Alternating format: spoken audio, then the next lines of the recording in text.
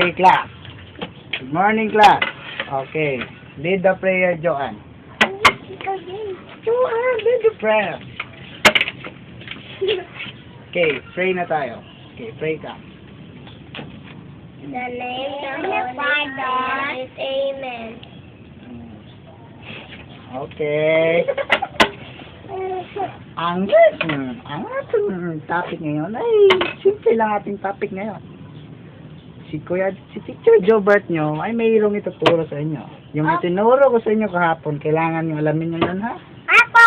Nga, ganyan-ganyan lang natin mga ano. Nga, ano natin, ha? Okay. Anong English ng plato?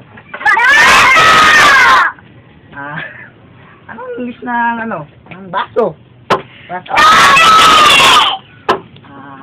Anong English ng aso?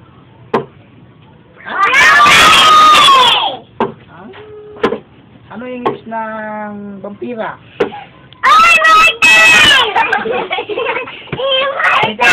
Baka nakasabuk. Adik ka na naman, ha? Ikaw, ha? Kambal? Okay, ikaw, Tin. Ikaw, Joy. Tama. Pagpatuloy nyo yung mga ano nyo, hindi nyo talaga nakakalimutan. Ikaw, buksan mo yung libro mo. Oh, bakit naman drugs yung napili mo? Gusto ko mabalab. Sige. Ikaw, bakit naman yun napili mo? Buksan mo muna, Tin, yung ano mo, libro mo. Ako na, buksan ko na. Halika dito yung libro mo.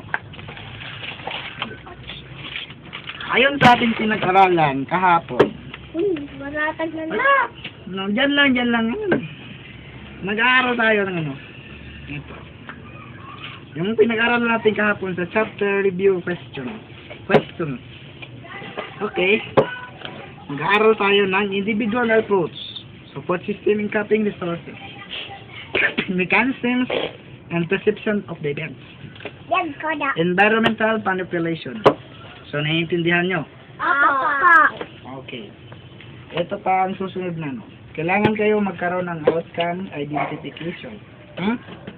Kailangan nyo magkaroon ng pasyente. Dahil ito'y nurse, kailangan nyo ng pasyente. Okay? Apo. Okay. That's all for today. Goodbye, class. Goodbye. Bye.